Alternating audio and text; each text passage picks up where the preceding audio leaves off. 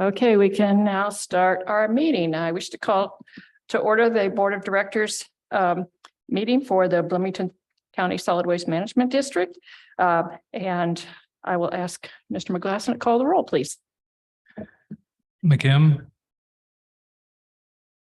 Jones. Here. Hamilton. Here. Piedmont Smith. Thomas. Swafford. Here. Githens. Here. And I don't know who is on as a panelist. I can't see. And so if we could just be shown one time, just to see if it's okay. Thank you. If we could go back to the attendees, then I'd appreciate that a whole lot. Thank you very much.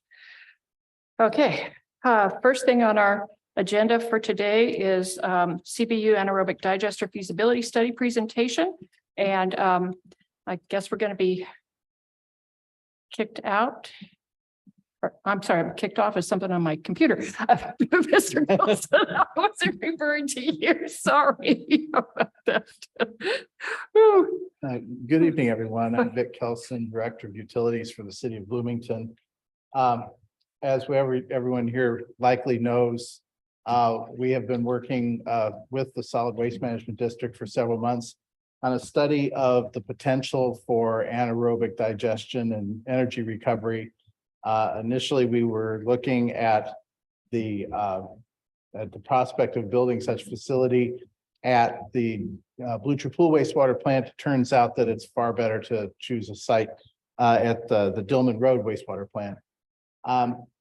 We generate a lot of biosolids in our operation. Those biosolids are presently aerobically digested at the Dillman plant with air and then sent to landfill.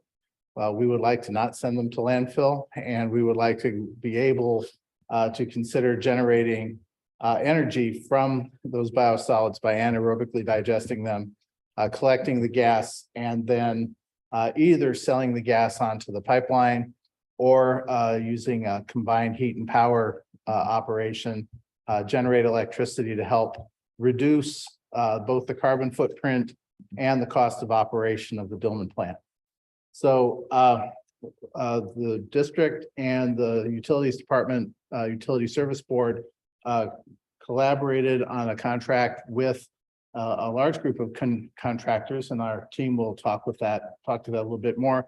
This was led by a company called Energy Power Partners.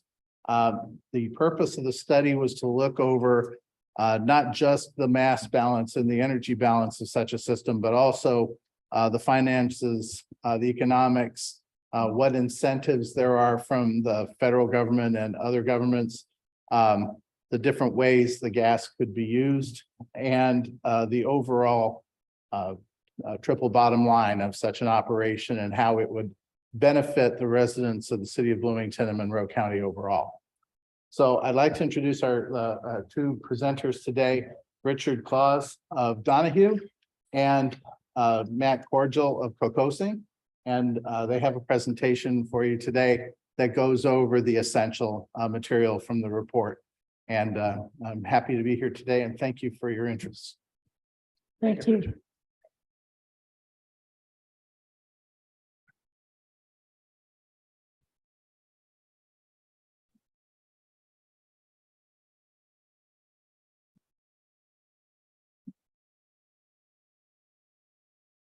Thank you, Vic.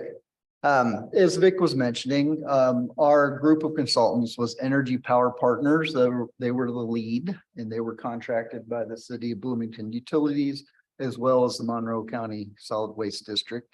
And Dave Barron, who led our group with Energy Power Partners, unfortunately could not be here this evening, so I'll be presenting.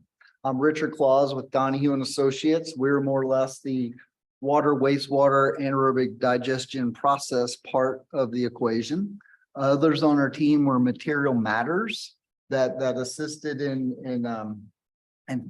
doing a market assessment near and around Bloomington and the city and the county to determine where there was high strength organic waste stock and how that could be potentially brought into the city in different quantities for this assessment.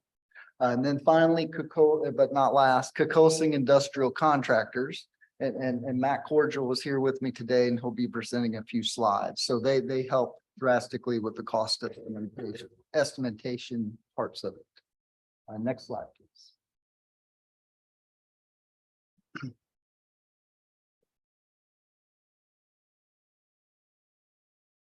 Okay, so agenda overview. So we've got 11 parts and we'll go through pretty quickly. If it's okay with you, we're planning on about 20 minutes.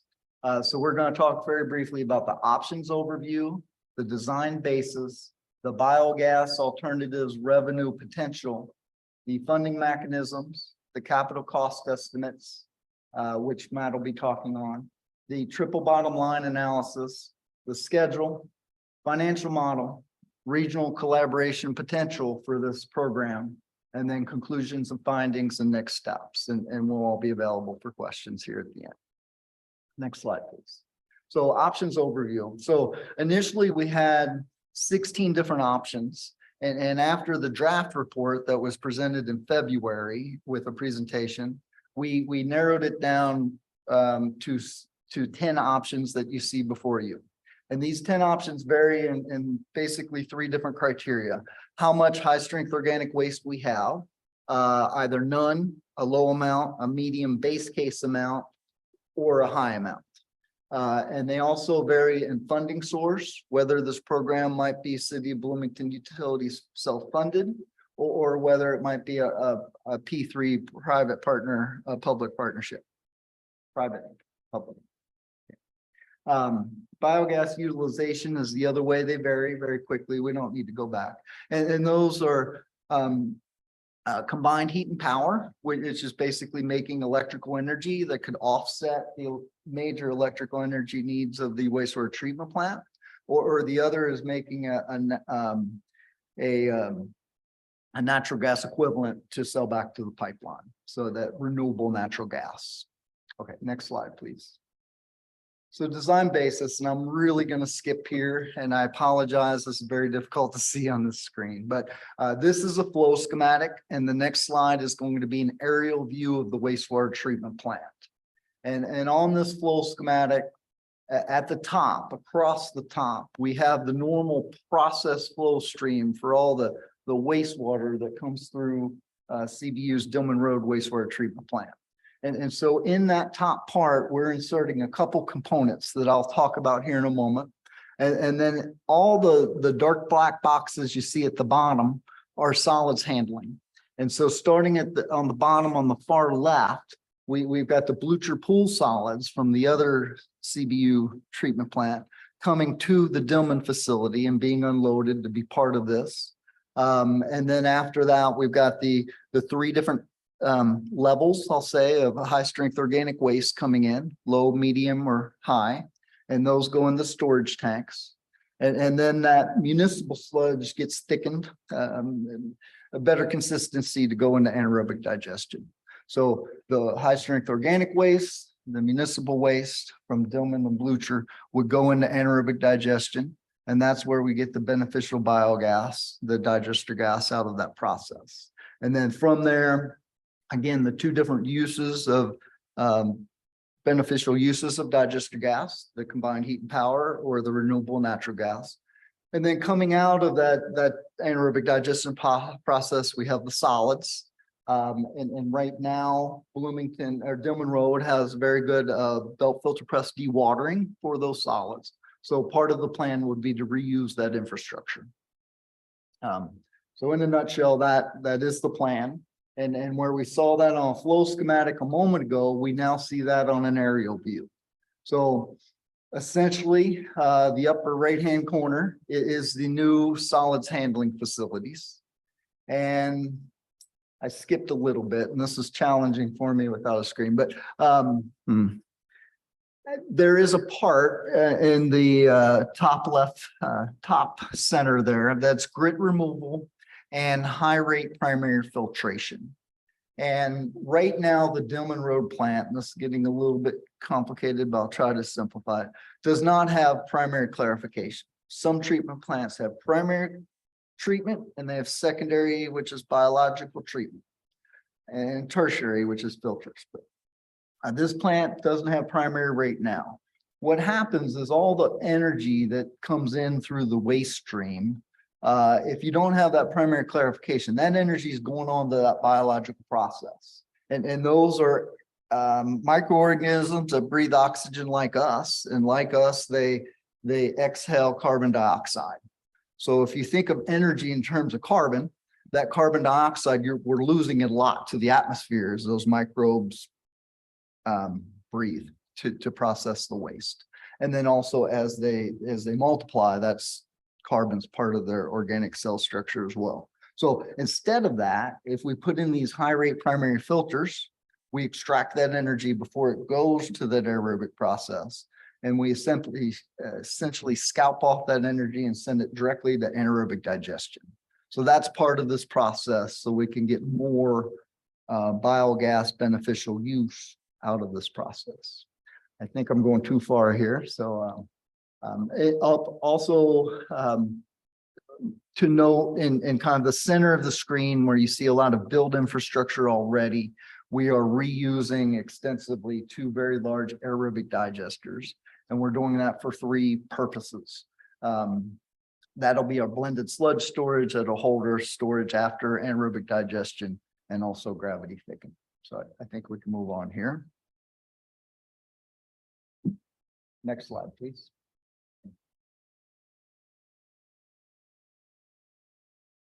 Okay, so this is how these alternatives differ. And again, the alternatives here from a process standpoint are the columns across the top. Do we have no high strength organic waste and just municipal? Do we have a low amount? Do we have a medium amount? Or do we have a high amount? So I won't bore you with all this, but these are the different infrastructure components we might have in different amounts for these 4 categories of process. So next up, the biogas alternatives revenue potential. Okay, so what we see here is the blue line is the energy usage of the Dillman Road wastewater treatment plant today. And the red line, the yellow line, and the green line higher up are the various amounts of high strength organic waste. Now, I must admit, this is the one slide that did not get updated between draft and final. So that's what the note in green is about. The red line, I believe, is going to vary from where it is right now slightly. But the yellow line and the green line would remain where they are. So what this is telling us is if we took on a larger amount of high strength organic waste, we could potentially make more energy based off of that high strength organic waste through combined heat and power than Dillman is utilizing. And they could become a net zero community, net zero treatment plant, make more power than is used. Next slide, please. All right, so biogas alternatives, and this is where Dave Barron is really the expert, and I'm working my way through it best I can. So these are the incentives, right, on whether to take a different pathway with the RIN incentives between the renewable natural gas and the combined heat and power. I think it might be on this. Yeah, okay. So I don't think I'm going to go too deep into the slide if that's all right. But we will be talking later about the RIN incentives and how those work into the financials. Next slide, please.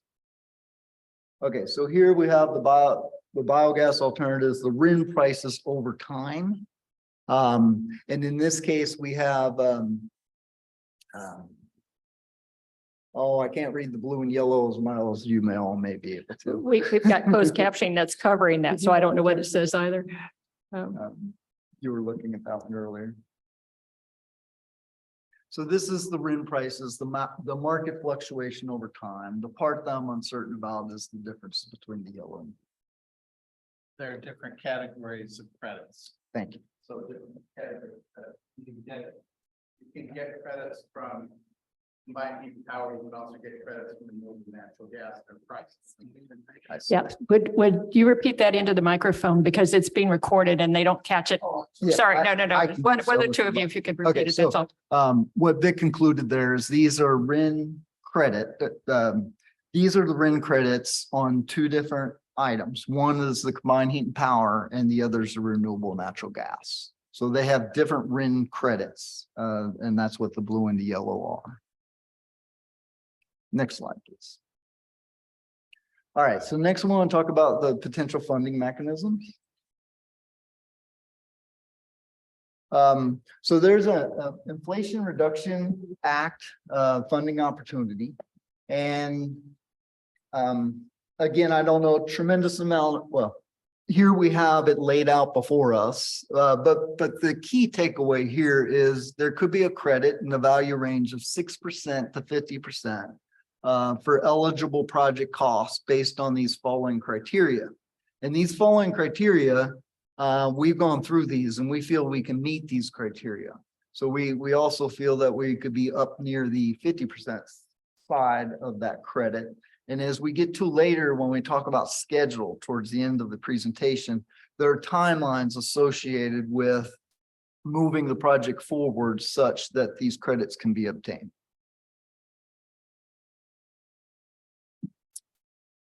Okay, so funding mechanisms, whether it's a City of Bloomington utility self-funded project or again, a public-private partnership.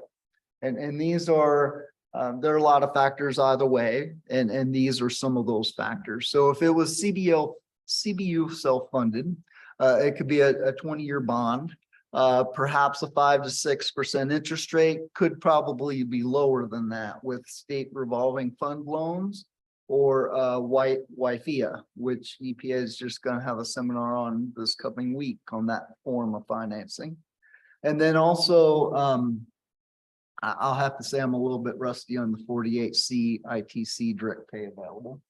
But then on the other side with the public-private partnership, it'd be most likely a 20-year contract, 100% equity funded, most likely given the risk profile that we'd have here.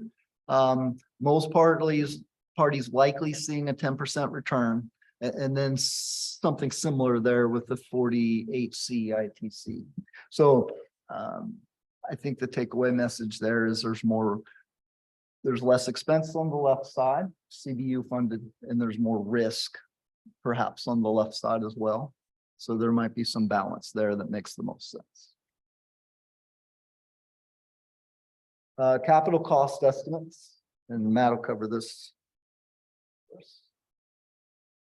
Good afternoon. So I'm Matt Cordial with Cocosian Industrial. And our part of this was to basically provide the cost opinion of the project. So as Richard stated, Richard's group went through the analysis and the engineering to determine what would be required as far as systems in place to make these systems work. And then Dave Barron and his group took our information, put it into a cost model, and then ran the analysis to determine and come up with what the cost numbers would be, as far as the different revenue profiles that would be provided by this project at the end of the day. The screen you see in front of you shows the combined heat and power options of the none, low, medium, and high strength organic waste input into the plant. And the breakdown primarily goes into the different components of the project, most of which would be required on all levels, whether it's none, low, high, or medium. But there are certain components of this, said number of anaerobic digesters, which in the high component, you would need 3. On all other components, you would need 2. And then as far as the number of high strength organic waste storage tanks you would need. So in the low case, we would need 2 storage tanks. The medium would be 3 storage tanks. The high would be 4. That's what the analysis is based on the number of high strength organic waste that's being brought into the plant. The way we look at this, as far as the cost opinion from a contractor standpoint, is to evaluate real-time cost data. So we're using local wage rates, real-time equipment pricing, unit prices, historical data, and everything that we know with our knowledge base to come up with as accurate of an estimate as we can that can get inputted into this model to help basically show what these financial numbers would look like at the end of the day with all 4 scenarios. Go ahead, Tom, if you want to go to the next slide, please. So this one is the same basic scenario, but this is for renewable natural gas. So in EPP's financial model, they throw in all of the cost benefits associated with renewable natural gas, which at the end of the day changes some of the numbers a little bit, but the base scope of work is primarily the same. But instead of having combined heat and power equipment, you have renewable natural gas equipment in its place. All of the other components of the project stay the same. You can go to the next slide, Tom. All right, and I'm going to let Richard talk a little bit about the triple bottom line. Thank you, Matt. One thing I'll add there is there were two projects that were listed, and it was those process flow stream projects that are actually on City of Bloomington's capital improvement program. So those might be funded separately. So that's listed on that table. So yeah, then that triple bottom line analysis, there are many societal benefits, environmental benefits with this type of project. And so our team has went through I believe both the city and counties goals when it comes to sustainability and carbon diversion and so forth. And through that, we see alignment in these different areas. And I don't know if I want to read through each and every one of them, but I'll certainly hit some highlights here. So as far as the climate action plan goals, we'd have over 15,000 metric tons of CO2. Yeah, this is getting beyond me from the various emissions that would be reduced with this program. And then as far as one goal was increase landfill solid waste diversion by 30% of 2018 values, which would be a 26,500 ton reduction in that waste. And then there'd be a minimum of 1,000 CBU tons of biosolids that'd be diverted potentially if we went from landfill to a beneficial use of those biosolids. And then cities stated sustainability action plan goals, and I might not hit all of them here in the interest of time. However, like item C there, reduce energy use associated with treating and transporting water, wastewater by 10% of 2018 values.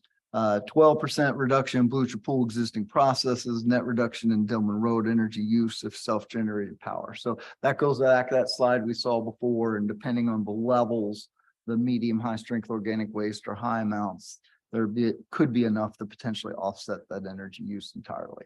So there are other goals here as well. In the interest of time, I think we'll move on to the next slide, please. So other parts, the social benefits of this type of project. So job creation, dozens of construction jobs, projected full 5-time operation positions after the program like this was up and running. Sustainable organics disposal facility for local businesses, competitive alternatives to landfills, potential to use as economic development tool, and then community education. CVU certainly leading by example with a program like this. Facilitate climate action plan goals of educate, motivate, and empower the public to achieve waste reduction and diversion. Next slide, please. So schedule, and this does fit in, and I figured out as I went here that 48, that acronym I was reading does pertain to the credits. So this schedule is based upon that. So the project would need to start construction by December 31st, 2024, the end of next year, to qualify for that ITC. And while I don't specifically know that acronym, that is that potential 50% match on the funds. IRS has specific guidance on that, what that definition of start of construction is. You could perhaps procure large pieces of equipment, but it's more than just a ceremony. For that definition, some money would have to be spent by that time period. And then the most common ways to achieve this would include, well, I just started through those. So item 2 there is spending at least 5% of the total project cost on equipment by that deadline. So there are various ways that could be met. Next slide, please.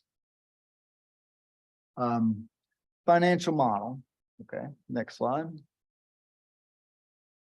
All right, and this one, I believe, I started my clock about 5 minutes early or late, I'll say, but I think I have a few minutes left here. So I'm going to spend a little time on this one. So financial model summary conclusions. CBU does not process enough wastewater to make anaerobic digestion financially self-sustaining without support from increased rates. So we looked at that case with no high strength organic waste at all, right? And it just, that alone, it does not work out. The project will need to be fully capitalize on available investment tax credits. That's the 50% match I was talking about, and environmental credit value to be financially self-sustaining. The project has the potential to reach economy of scale necessary to be financially self-sustaining if sufficient volumes of the high strength waste bearing enough biomethane potential and tip fee revenues are secured. So basically the larger the program gets, the better the paybacks become. Item number 3, private party financing the project under a public-private partnership, build, operate, transfer type situation will have a higher cost of capital than CBU and will require CBU paying more than its current baseline practices to enable the private party to achieve its desired returns, therefore suggesting that CBU consider its options for self-funding the project. However, it is also recognized there's more risk in self-funding. So private entities still likely would be needed to be involved to execute much of the scope that CBU does not have the current capabilities to self-perform. So there are certain parts of the program they may need other expertise in. And then item number 4, there's significant amount of both regulatory and market risk in undertaking a project of this nature. As assumptions are fully met, the project may require an increase. If assumptions are not fully met, the project may require an increase in rates at a future date to sustain operations. Conversely, if assumptions are exceeded, the project could turn a former cost center into a revenue generating asset. So the results of the financial model, and again, we started with those 16 alternatives, and then after the draft, we narrowed it down to 10. That's why these are not numbered sequentially. And I'd like to point out numbers 7 and 8. So 7 is the combined heat and power CBU funded with a baseline or medium amount of high strength organic waste. And over a 20-year net positive value analysis, it would have a positive payback. Item 8 is very similar, but now instead of a medium base amount of high strength organic waste, perhaps that project could grow into the high strength amount. So as Matt Cordial mentioned, the difference between those is like build 2 anaerobic digesters, for instance, initially, and then someday build a 3rd as the program or the grows, which could be an option. And then lastly, on the far right side, there's the RNG CBU funded high strength organic waste. But the next slide, we're going to see these in numerical form. And there are a couple more that I wanted to bring highlight too. So next slide, please. So this is the same information, just no longer graphically. And so the ones I highlighted before are 7 and 8, which have that positive return. And then also case 16 has a positive return. But then we've also highlighted cases 3 and 4, which are the medium amount of high strength organic waste and the high amount, 3 and 4 respectively. And this time a public party, a P3 arrangement instead of CBU self-funded. But again, the combined heat and power is what's highlighted there. Next slide, please. So regional collaboration. So as I started, this program was funded by yourselves, the Monroe County Solid Waste District, as well as City of Bloomington Utilities. Other potential partners we thought about along the way, or have been thought about in some respects, or City of Columbus, Indiana, if they should be interested. And Vic's more familiar than I, but I understand there's a maybe city-to-city partnership there or some kind of arrangement. So partnering with neighboring communities to increase the scale of the project, spread the costs, may be advantageous avenue to explore should the project prove infeasible for any of those one entities. Next slide. So conclusions and findings. And you've been patient with me so far, so I'll go ahead and read this last slide, please. So we started out, as Vic mentioned, looking at the smaller of the two CBU plants, Blucher Pool. But we quickly determined Dillman Road is the preferred location for various reasons. Then implementing grit removal and the high rate primary filtration that I mentioned at Dillman Road will benefit both this project and in terms of resource recovery, but then it also has some benefit to the existing wastewater plant. So I think financially those things could be shared, and parts of them are in that capital improvement program of CBUs right now. And then item 3, volumes of high strength organic waste in the region can support meaningful tip fee revenue and increased biogas production. We haven't talked much about Material Matters, the part of our team that did the market assessment, but their work proves that there is a good amount of this waste in the area that could be brought to such a project. And then viable biogas use alternatives include combined heat and power, as I've mentioned, and renewable natural gas, with the combined heat and power having a strong economic potential. So far, and I want to stress that, we've been looking at Class B land application as a more sustainable and viable alternative than the landfilling of the residual biosolids that CBU performs currently. However, this program could easily evolve into a Class A biosolids application if that's what is desired. So if there's interest in that, we could talk about some of those, what that might look like as well. And then, so item 6, the recent tax credit legislation can offset up to 50% of the eligible project cost. We're confident in that. The project has the potential to be cost neutral with sufficient high strength organic waste volumes, tax credits, and environmental credit value realized. The resource recovery program will directly address at least 10 different goals set forth in both the City of Bloomington's Climate Action Plan, Sustainability Plan, and I'll add the counties as well, from what I know of it. I don't know about 10 goals though on that one. So with that, I think our next slide is if there are any questions. Oh, next steps. So next steps is, today we're presenting to yourselves. And then after this, I understand that we give a presentation to the City of Bloomington Utilities Service Board, and that might be April 24th. Thereafter, there may be a public hearing that I think is currently a to be determined date. And then CBU, next step is to determine, different portions of the project. Are there further planning efforts that are needed here? What might that project delivery method look like, and various procurement options if they want to move forward with the project. I apologize for exceeding my time, but we're at the conclusion now. Thank you for your attention. Thank you. Would you take some questions? Absolutely, yes. And I'm not directing this at any one person, and I'll ask my colleagues if they have any that they'd like to start with. Speak to the microphone. I'll wait for a little bit. Okay. Mayor, do you have any? I really appreciate the work on this. This is something that we've been trying to look at for a number of years, and this is the most detailed, intense look we've done. I think it's an enormous opportunity to do some really positive things for the community as a whole around climate, energy use, as well as landfill application.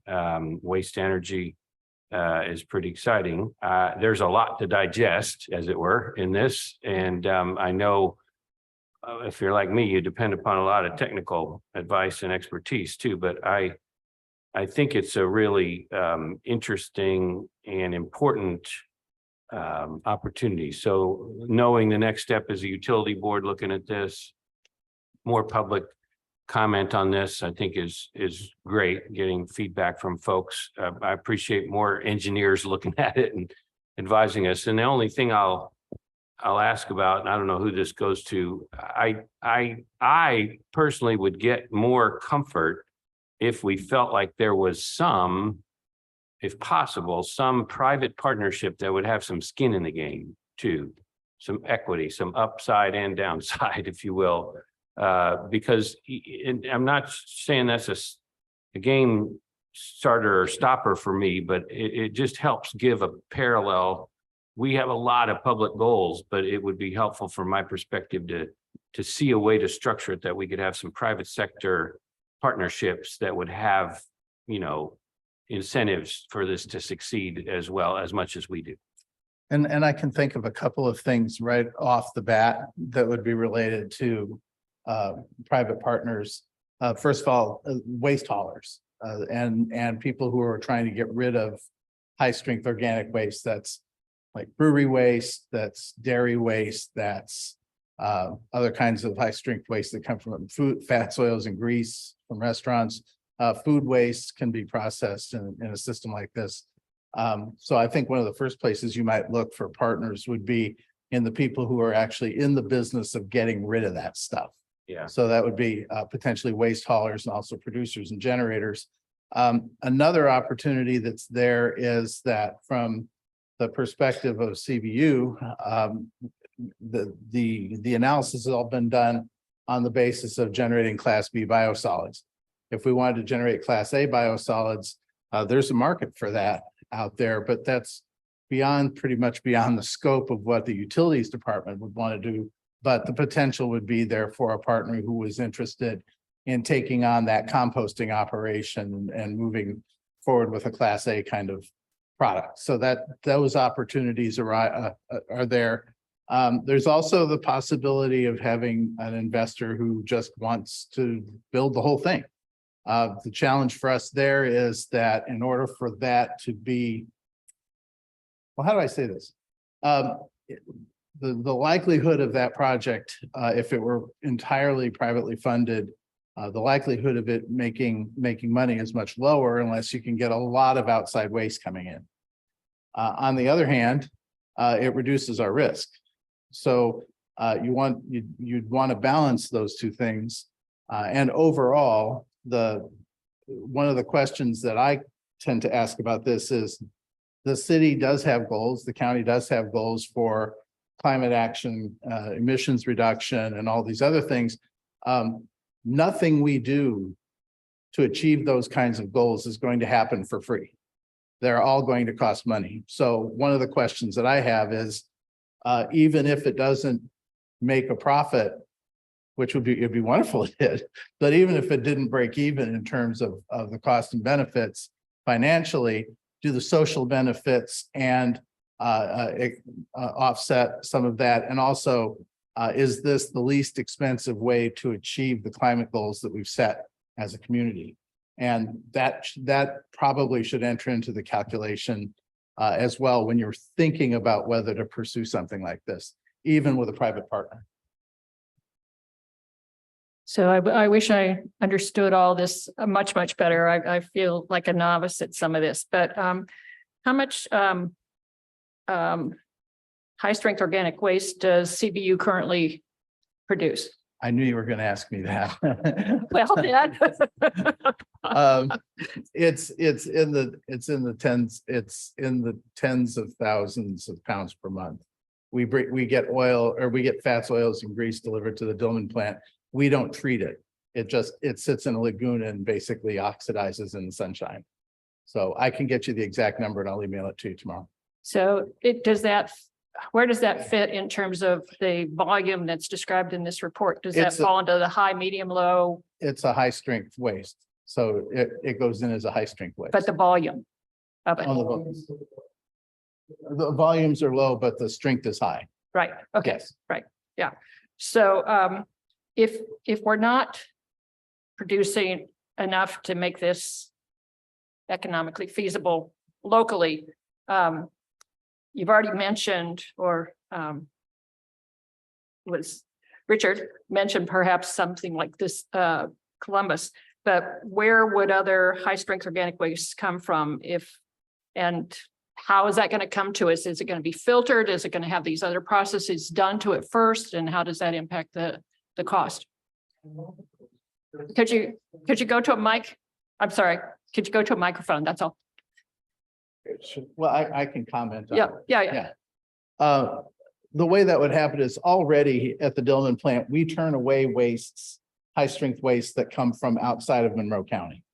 So if you're from Bedford or any surrounding community, we don't take yours. Yeah, because we just don't have the space for it. We have no benefit of getting it. So companies that were hauling waste oil from another community could bring that waste to us and one of the reasons that the Dillman Road facility is preferable for a system like this is because it's next to the highway, right? It's very easy to get there as opposed to twisty roads down Sample Road to get there. So it's very beneficial to be next to the highway and Material Matters did a study to look at what kind of wastes are available or around within an hour of Bloomington. I believe that's the dark blue. Right? Yeah. The dark blue is. And they reached out to some of those facilities. Many of those facilities aren't really interested in engaging in a conversation until they're pretty sure we're going to be moving ahead with something like this. But these things are built in other parts of the state, really between Indianapolis and Evansville, we would be the only place in the middle. So if you think in terms of an hour's drive time, that's probably the distance you would want to think about as being possibly in our market. So where within the state are there other anaerobic digesters? Do you know? There are lots of them in northern Indiana where there are dairy farms and lots of confined animal feed operations. There's an anaerobic digester. Evansville has one, Fort Wayne, West Lafayette. I was just gonna add, there are many plants that have anaerobic digestion. However, there's a distinction between plants that have anaerobic digestion and those that receive high strength organic waste to their anaerobic digesters. So in that regard, West Lafayette is one of those. They've been taking, I think, food scraps from Purdue University and other locations nearby for a while now. I do not believe Evansville's one. Fort Wayne is certainly one, and there are others scattered about. We could get back with you with a more comprehensive list on that if you'd like. Thank you. So more questions. The output from the digester, these Class B land applications, how much sort of heavy metal and dangerous kinds of metals are in our current waste stream that would impact the quality of that solid waste? Yeah, we have to test for that regularly now for landfill disposal. I can get you the precise numbers, but yeah, they're low in our case. The other concern that's emerging is something called PFAS, PFAS. These are the fluoroalkyl molecules that are associated with certain fire foams and other chemical precursors. We've tested for this in both our wastewater and our drinking water and our raw and finished water at all of our facilities. And when we tested, we had non-detect at the time, but we're doing another round of sampling right now to try and update that. But down the road, I think that one of the things that we would want to really be monitoring for is the presence of any kind of imported waste. We'd want to be monitoring for metals and PFAS especially. So if I remember right, in sort of interim report, there was an indication that for the Class B land application, we'd need something like 500 acres to offload for farming. Is that, we don't have a lot of 500-acre farms in Monroe County, given our topography. Is that still what is being considered, or will that then just go, because it's so much less volume, will that just go into a landfill, or what's going to happen? It can be hauled, so we would be looking for partners in the area. There's not a lot, as you say, there's not a lot of opportunities here, but there's also Morgan County isn't too far away. And so we would certainly have to look at that as we start looking at this in more detail. Okay. Is there any kind of danger for people that might transport the high strength organic waste? If there were accidents, or, I mean, we've all been made aware of what happens when railroad cars derail. Is that ever going to be an issue? Well, there's always a risk when you're hauling waste. That would be certainly something to examine, but the fact is they're going to haul it somewhere. And so hauling it to a place that's relatively close by as compared to some of this stuff gets hauled hundreds of miles depending on the circumstances. So we would be choosing tipping fees that put us at a location in the market where we would get as much of that as we could of the good quality stuff. It's largely food waste if the worst. Yeah, that's true. And it's mostly food waste, food related waste. So it's not like we're calling hazardous waste. We're pulling fats and grease and vegetables and things like that. So the output, whether it's a Class B or the Class A land application, is that going to have, are we going to be in competition with local companies that do composting? Well, presumably that if we're doing composting, if you wanted to compost the Class B waste to make Class A waste, that's an opportunity for a partner to do that operation. That's not really it's a case where we could, if we can find a partner who wants to take the Class B waste and continue to process it to Class A, that's certainly something that would be a business opportunity for somebody locally or regionally. That maybe I didn't state my question very, very clearly. It's more like with what you produce, even if it's a Class B, are you going to drive any local composters out of business? No, I can't believe that we would. Okay, so then bottom line, what kind of cost are we talking about? What's the magnitude of this? I know you don't have a final number, but It's in the around 50 million or a little bit plus or minus, depending on how big a facility it ends up being. is that 50 million just the half that we would be responsible for if we can get the 50% credit? Or is the total cost 100 million with us paying 50 million or? Yeah. No. To build the whole thing is between 50 and 60 million dollars to build the whole thing. Some of the stuff that would have to be built would be eligible for this investment tax credit. And that would be paid if CBU did the project, that would be paid to us. Right. Some of that $50 million is wrapped up also in projects that we're already planning to do at our plant because we need them for other reasons. So some of the aspects of the project are things that we've already planned on capitalizing. Some of it would be eligible for the credits. The rest of it would have to be paid for out of rates somehow. And if this were a public-private kind of enterprise, would that impact the amount that we can get back from the government or from other?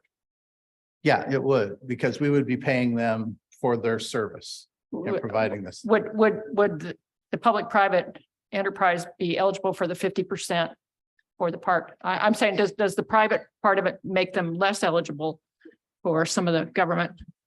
The project would be eligible.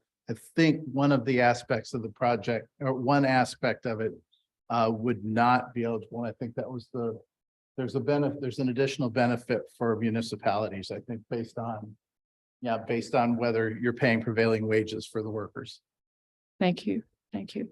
Thank you for taking all my questions. I feel like I've grilled you.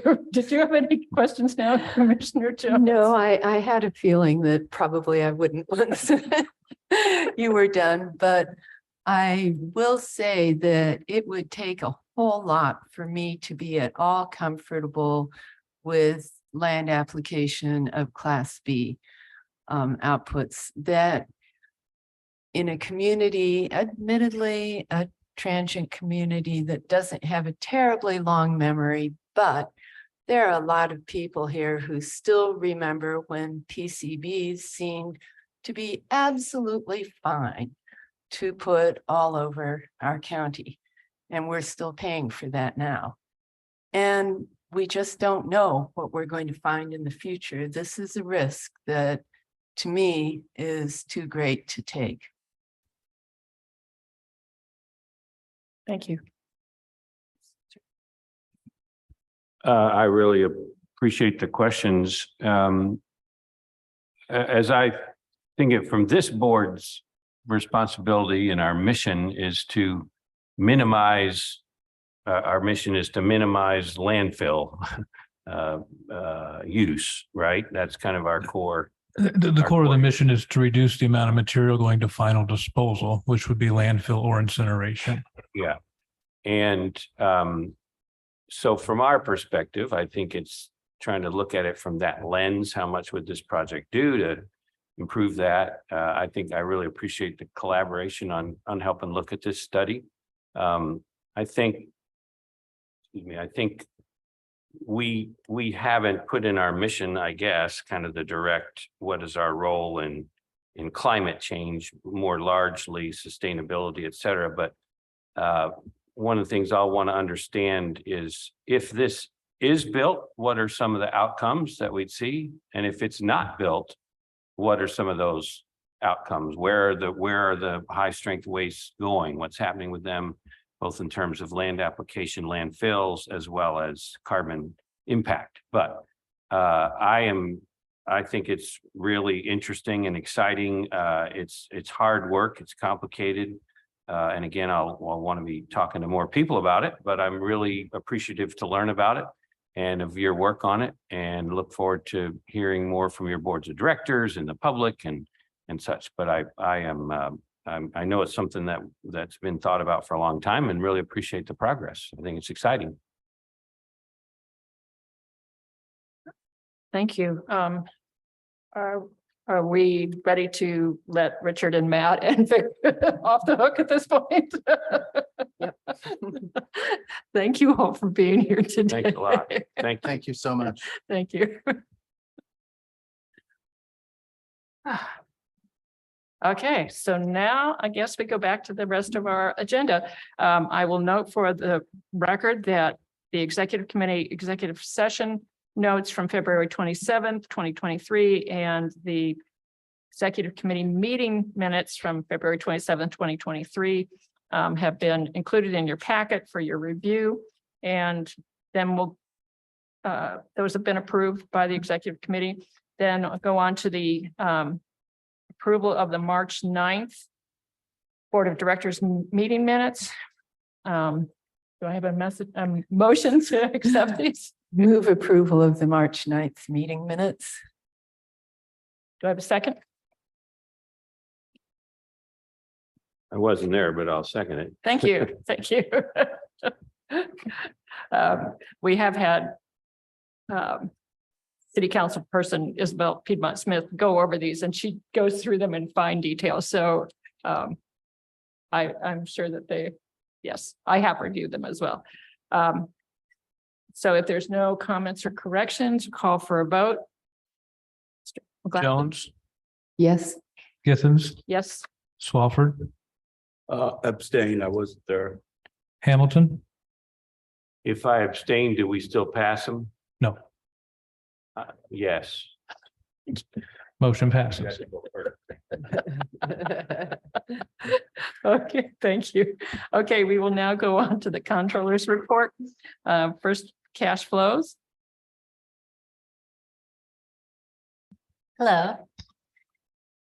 For cash flow summary for the operating account, we are still reconciling and tabulating the March 31 year-to-date balance. We will provide a current balance as soon as possible.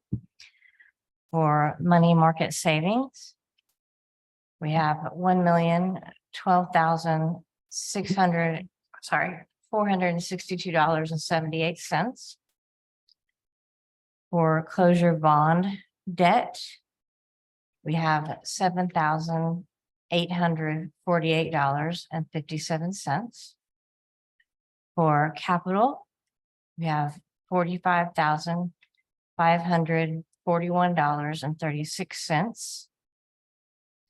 And for landfill post-closure, we have $739,897.76. Are there any questions about cash flows? Any questions? Mayor? No? Okay. No questions? Okay. For payroll and claims approval, and that is on page 17 of the packet. There's a breakdown of what we are looking for approval today on, and that would be $238,498.08, and that is for payroll and claims.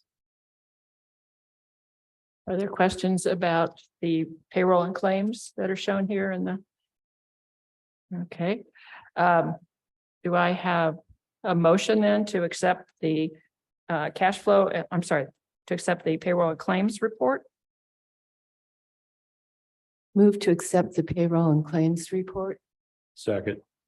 Thank you. That's in a total amount of $238,498.08.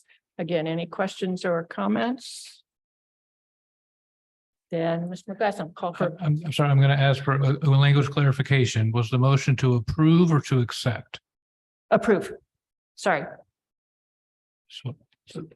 do we accept? Is that what we do instead of approve? Commissioner Jones, is the motion to approve payroll and claims as presented? Oh, I'm sorry, I didn't pay that much attention. I will move that we approve payroll and claims as presented. Thank you. Sorry, I'm trying to get to them. Second still? Yes. Okay. Okay. Now, if we could go on to, Are we ready for a vote? yes, Swafford, Yes. Hamilton, Yes. Githens. yes, Jones, Yes, motion passes. okay. Well, let's move on to resolution 2023-03, Monroe County Landfill Financial Assurance. For us, staff, at least at this point, this is an annual housekeeping measure. We're required by the state to update our post-closure financial assurance on an annual basis. We have historically used what's called the local government option on this and ask Monroe County to make that demonstration on our behalf, which the county has graciously done for a number of years now. So that's what this resolution authorizes staff to make that request from the Monroe County Council to again make that demonstration. I would note, unfortunately, for the second time ever and the second year in a row, the amount has gone up just due to the current economic environment and the period of inflation. Inflation is something that has to be factored in to those post-closure cost estimates. Are there questions or comments from anyone on the board? I know when you talked with us in the executive committee meeting, you indicated that we have not really ever had a problem. We've never had to draw on any of this. This is just reduces some of our financial responsibility. Yes, to date, we have been able to absorb or factor in the post-closure monitoring and maintenance cost into our annual budget. One time, I can recall one time that we had to use some of the post-closure trust fund money when we were ordered by the state to install some additional groundwater wells. Just because of the cost of doing that was something we used those funds for.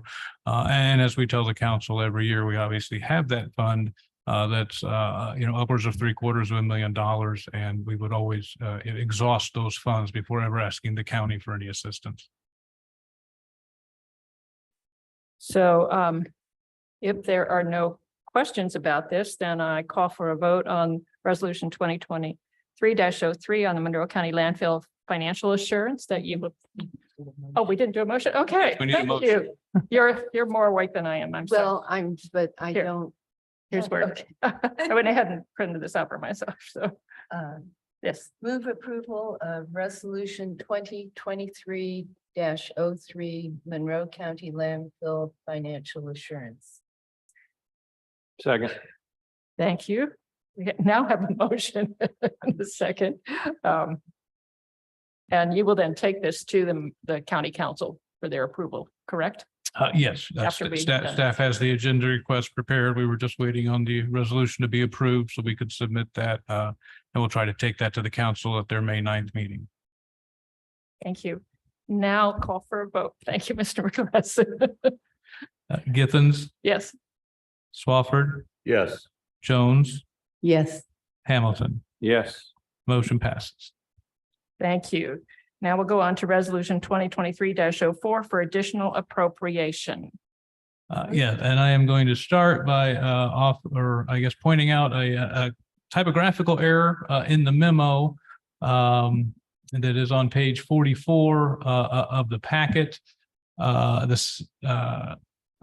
guess the second full paragraph of that memo that starts the F-250 recently, in the second line of that, the welder that did the repair work on that frame advised that this would not be a permanent solution, not that it would be a permanent solution. That's a distinct difference in my mind, and I apologize for the error on that. But as you can see in the memo, again, we're talking about one truck that is going on 14 years old. 2024 models are getting ready to come out, and another that's going on 16 years old, and the F-250 in particular, the frequency and the cost of the repairs to keep that truck on the road are becoming quite excessive, as you can see in the memo, and with the situation on the bed and the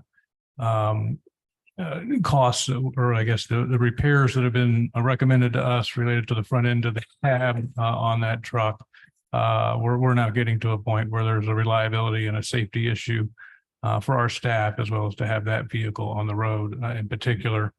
And the F-150, not quite in as bad a shape, but still it is aging and it is showing that age.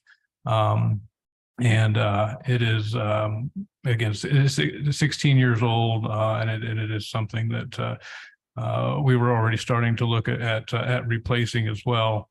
As you can see in the memo, staff did do some research on the local used truck market. And, given what we use these trucks for, to find a truck that had the features that we needed to be able to do the work, we were looking at spending roughly $35,000 for a truck that was going to be 7 to 8 years old with a minimum of 75,000 miles on it. And so staff got some quotes from local dealers for new vehicles. And again, thought that given the age that we were looking at in the used market and the price difference, it would be a better option to purchase new vehicles that would have full warranties with them, and zero mileage, that many more years of use out of them. So, and again, what we're asking for is permission to go request additional appropriation from the Monroe County Council. For the council's purposes, it's in an amount of $93,935, which is the sum of the two price quotes that are attached to the resolution in the packet. So for clarification, you're not asking the county council to dip into county funds. You're asking them to approve use of solid waste district. Out of district, out of Yes. district reserve funds. Right. Yes. Yes, thank you. But because the council has the binding authority on our budget, they have to approve the additional appropriation. So questions or comments? Yes. Thanks. Just a couple. One, I don't know, do you need a little room? Like if these are the two minimum quotes, if anything changes, I would be fine if you gave yourselves a little wiggle room, but I don't know how you do things. But anyway, Well, just asking that. And if tech services could, if state doesn't already give Mr. Paulson the ability to speak to this, he's the one that was worked on getting the quotes. But my understanding is the quotes in the packet are from Curry Auto Center, and if we act on them in the near future, those are firm quotes. Okay. Second, and I know it's tough getting vehicles these days, and it's tough getting the kind that we want. And I'm fine with this. Do we have any policy on electric vehicles or the movement toward more fuel efficient and hybrid vehicles? We do not have such a policy. It is something that has been discussed, but for what these vehicles are and what they're used for, to get an electric truck that would do this work, I'm not sure that it's out there, and it would cost substantially more money. Yeah, I know that's true. We have a lot of, I don't know how many vehicles, we have 700 vehicles or something like that in the city, and they vary dramatically. But having a policy that has goals and I think would be appropriate to think about for whatever range of vehicles we have of moving toward lower carbon impact vehicles would be something to think about. I'm fine with this today, but yeah. One other thing that staff has, it's been a while, but has previously discussed, we don't actually have a written fleet program or fleet policy. And that's something that we probably need to take up as well. And that would be certainly something that could be written into that policy. I think we should also look at a fleet replacement policy and and start to schedule so that we have a better idea of when we're spending money, I guess. Yeah. So do I have a motion to approve resolution 2023-04? Move to approve resolution 2023-04 for an additional appropriation. Second. Thank you. Is there any other further discussion? Is there any public input on this? See none, I'll ask Mr. McGlasson for roll call, please. Hamilton, Yes. Jones, Yes. Swafford, Yes. Githens. Yes. Motion passes. I have a quick question. There's nothing else on the schedule that needs a vote. Is that correct? These are reports. There's nothing else on our agenda that will need No, there's nothing else that Okay. requires a vote on the Okay. agenda. Thank you.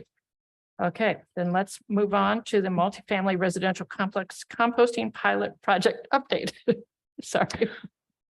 This was just an update for the board of, this project. You can see, we have continued to work with the city's Economic Sustainable Development Office.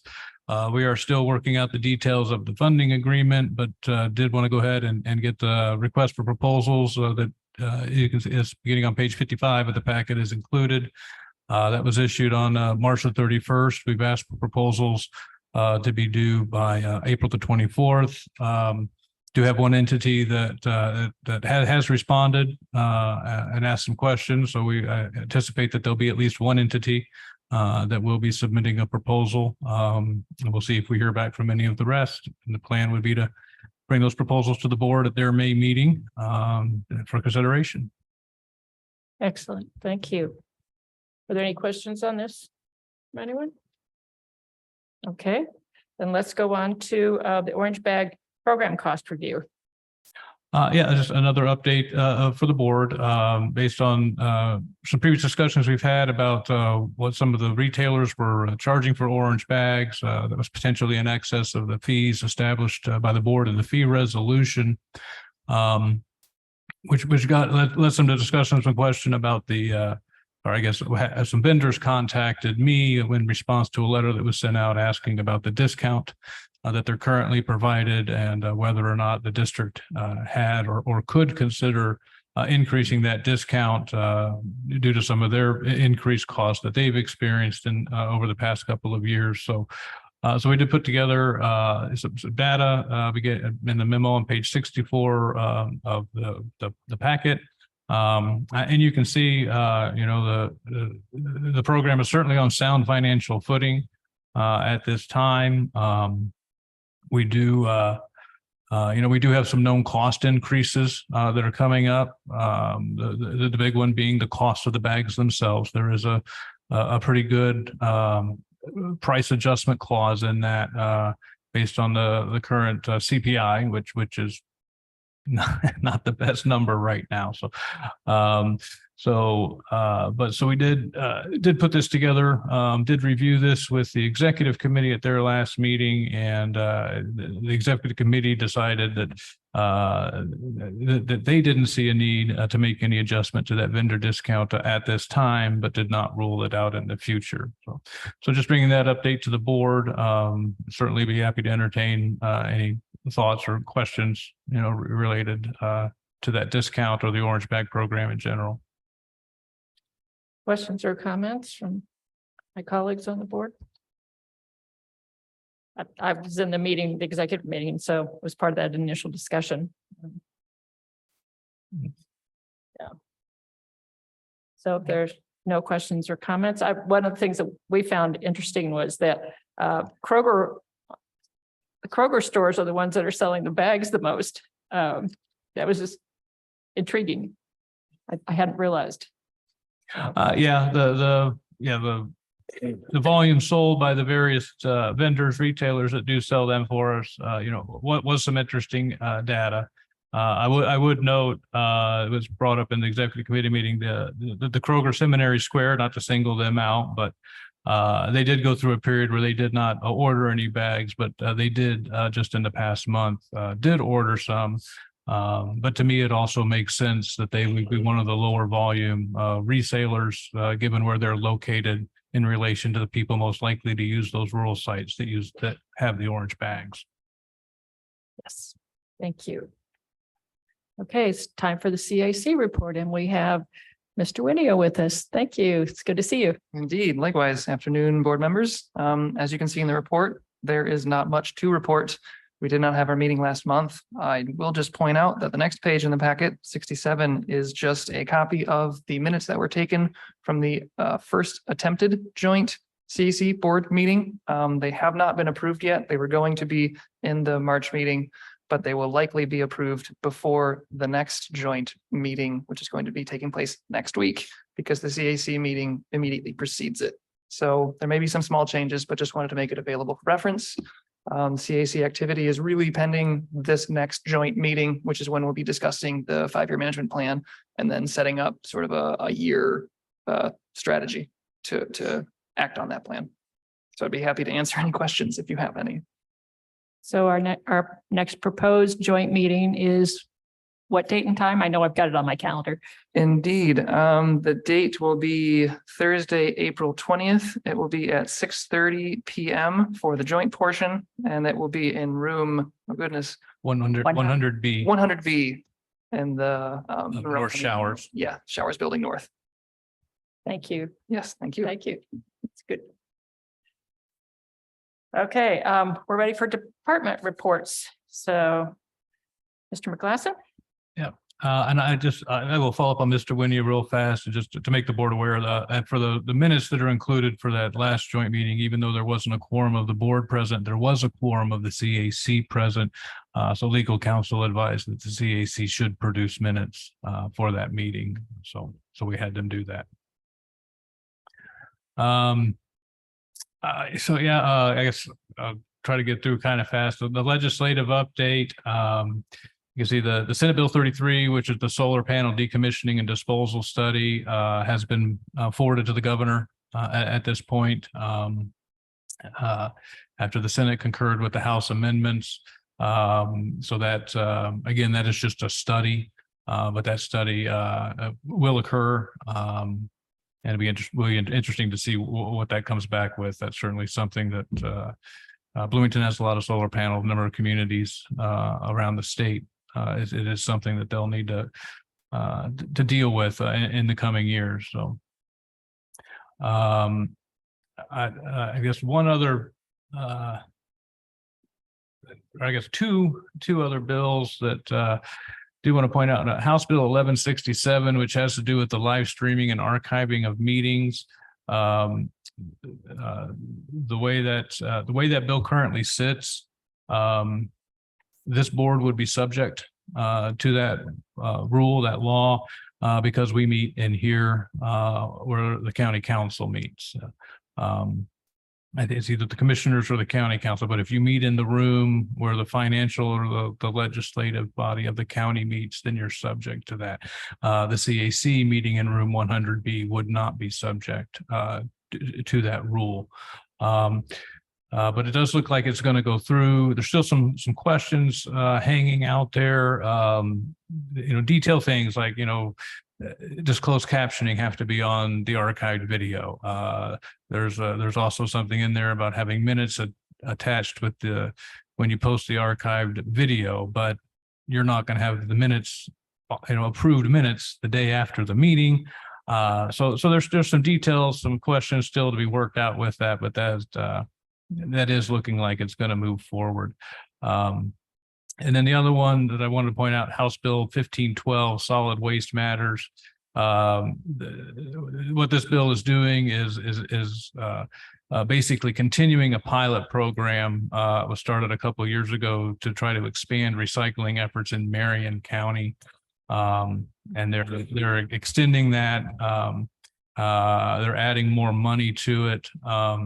Which certainly is not something that necessarily we should be opposed to. I guess the concern from the Association of Solid Waste Districts is they're taking that money from an existing grant program at items, so it's decreasing the amount of grant awards that have been available to the whole state in previous years. That's kind of the heartache on that, but the intent of the bill is certainly good. It's an effort to increase recycling in an area that because it does not have a solid waste district, has been behind some of the other areas of the state. So moving on from the legislation, we'll announce a familiar name. Kathy Martin has agreed to take the office manager position. It recently opened up with Connie Hudson's retirement, and she is scheduled to start on Monday. So we'll be excited to welcome her back. And we've been working with the county's emergency management agency with the debris cleanup from the tornado in the northwest part of the county. We're going to do some collection of appliances, household hazardous waste, electronics, things that shouldn't be going into the dumpsters that have been provided. We actually did our first run up there this afternoon. Did not collect a whole lot, but our staff talked with a lot of the residents that were out there working on their properties. So I think there was just some communication difficulties, letting the residents know that we were coming out and what we were doing. As a lot of them told our staff, they don't have a mailbox, they don't have a house, they didn't have a way to receive information. So we did let them know that we're coming. We're at least going to do that for the next two Thursdays. I'm sorry, Mayor Hamilton, can I get a signature real fast? He needs to sit down.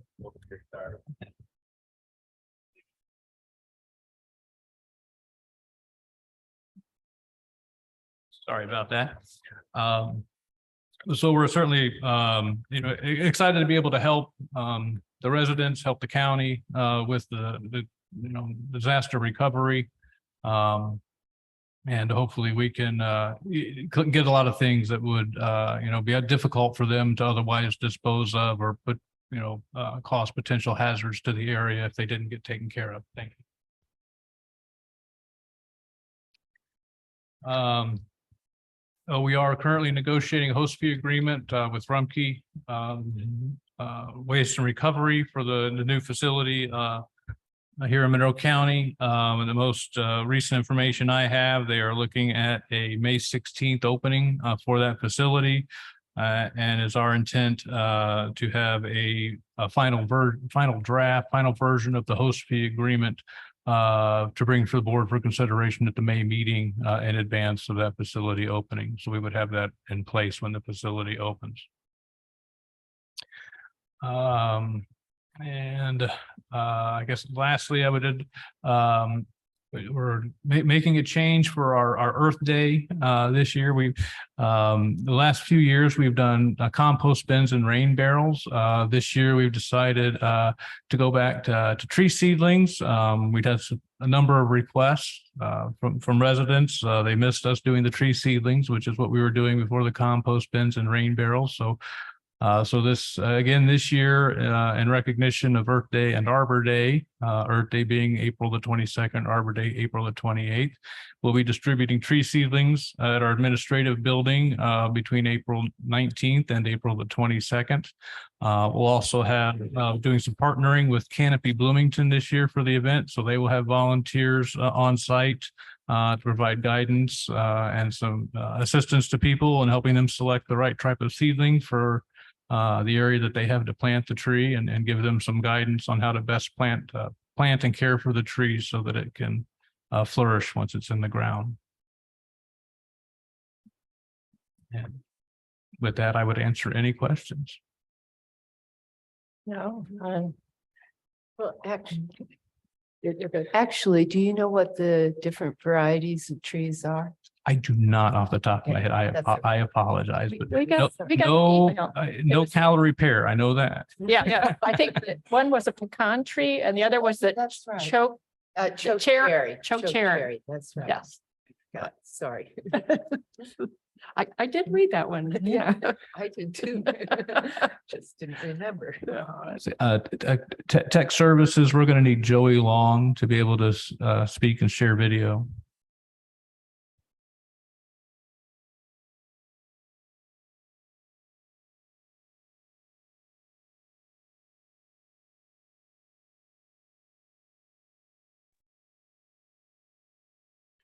Hi, everyone. Hello, Mr. Long. I will start with the recycling and reuse. We're currently investigating plastic bag recycling again. We've reached out to a local vendor that we currently use.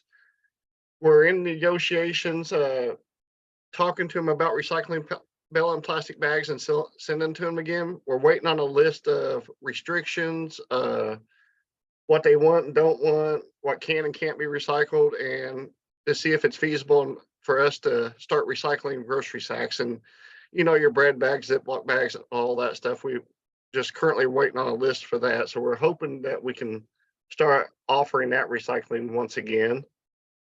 The Hazardous Materials Electronics Recyclers International Inc. has reached out to us, and there will be a fee increased to start recycling or to keep recycling all of our electronics. We've looked over the fees. It's not going to make a huge difference, but we are reaching out, doing our due diligence with other vendors that recycle electronics in our area to compare prices and everything, to see what makes the most sense for us moving forward, and make sure we are offering the most we can to the public. And the rural recycling centers are operating as normal. It's warm outside. People starting to really keep them busy right now. And that's what I have. So if you have any questions, I can answer the best that I can for you guys. Questions or comments? I just want to say that's so exciting to hear about the possibility of recycling plastic bags again. I think you're going to make a lot of people very happy with that. Yeah. Originally, when we stopped, they had a bunch of restrictions, but it sounds like they removed some. So we're hoping that we can offer it again. I'm just waiting on the list right now. I look forward to that. Yes. It's just. Okay. Thank you. I'm excited about this also. Thank Really. you, guys. Oh, we got our tonnage too here. Yes, Be Mr. Paulson next. yes, Mr. Paulson. Hello, Lee Paulson, Landfill and Compliance Director. The report I submitted pretty much gives you an idea of what we've been doing the past month. We're getting ready for the May 2023 groundwater sample event, so I'm getting everything checked out in line and ordered that we need for that. The only thing I'd kind of really highlight is thank you guys for approving the purchase money for those new vehicles, because those are going to definitely be on the road a lot, and they're on the road a lot now as it is, but we just need to upgrade so that we're that one's not in the shop every time. So we're getting a lot more activity on our Adopt a Road, and some community members have stepped up and cleaning up the areas close to their homes and stuff like that. So we're working with them to pick up the trash that they've picked up. So there's quite a list on that when you get to the Adopt a Road section and the different things. And this month has continued with that so far for April. So a lot of good things happening. There's a lot of stuff happening. So, but you guys have any questions, I'll answer. Questions or comments? I was thrilled to see that you had 16 Adopt a Road cleanups completed in March. That's so much better than over the winter. Yeah, I mean, the weather got nice and everybody wanted to go outside, and they did, and they just you know, they picked it up. So we were pretty busy. I really appreciate that. Right. Oh, my gosh. And your leachates? Leachate is doing what it does. We're treating as much as we can. We're doing like 6 cycles a day. Treating pretty good. The only really issue, that's not really an issue. It's just seems like the only rain events we get right now are 3 to 5 inches at a time, and that's just difficult to deal with. So we have to haul when that happens. And when the weather's like this right now, it's a lot better because we can run our cycles pretty good, and it, you know, taking care of it as it's being generated, I guess. So, but we're taking care of it. I would expect nothing less from you. I know you take care of it, yes. And I'm glad, I'm actually, after hearing about the trucks and the state that they were in, I'm glad that we're able to try to help with that. We don't want you out on the road in a truck or a vehicle that breaks down, you or anyone else. All right, thank you. So at this point, is there any public comment on what we've been talking about today? I don't see any. Is there any comments from the directors? No? Well, then I think that we are finished. I will adjourn this meeting and we'll see you back next. Thank you. Thank you. Thank you, Have Mr. a good Paulson. Bye-bye. Bye, Dan.